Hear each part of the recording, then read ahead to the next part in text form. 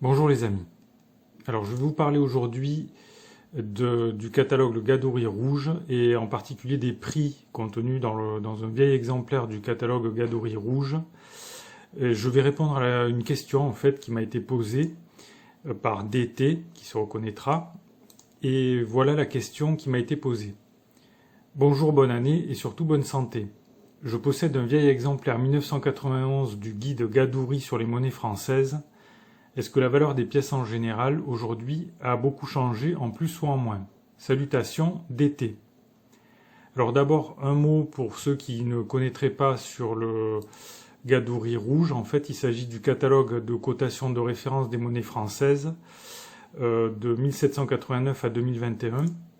Voilà, donc il répertorie les pièces françaises, mais aussi les pièces de Monaco, les billets, les pièces en euros, enfin, la totalité des monnaies françaises qui ont été mises en circulation depuis 1789. Alors dans le guide, donc, on retrouve la liste des pièces avec les années de fabrication, les ateliers et les prix des pièces avec différents états de conservation.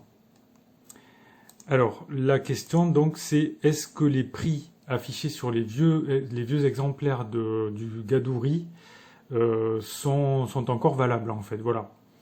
Alors voilà ma réponse. Les prix des catalogues sont toujours faux, mais dans une certaine mesure seulement. Pourquoi? Car le prix, ou la notion de prix, est dynamique. Le prix, c'est l'expression en monnaie de la valeur d'un objet à un moment précis. C'est la rencontre entre un vendeur et un acheteur qui sont tombés d'accord sur le prix, c'est le marché. Ce n'est pas parce qu'une monnaie a été vendue à tel prix à un moment donné que ce prix va rester stable pour toujours. Cela dépend des conditions de marché, l'offre et la demande.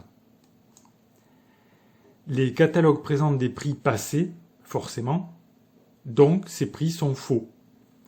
Mais ils sont faux dans une certaine mesure seulement, car ils sont basés sur des indices de rareté relatifs, comme la quantité de pièces frappées par exemple, ou les états de conservation.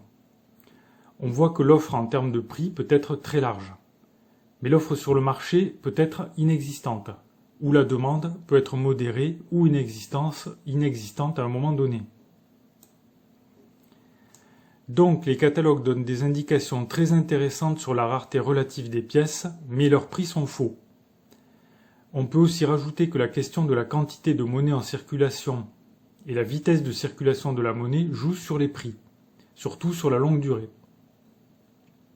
Donc les prix qui ont été donnés dans les catalogues qui ont une trentaine d'années ou une vingtaine d'années ne sont évidemment plus du tout exacts aujourd'hui. Mais la rareté relative des pièces, par contre, qui est indiquée, reste toujours une indication intéressante sur la valeur potentielle des pièces et sur leur estimation.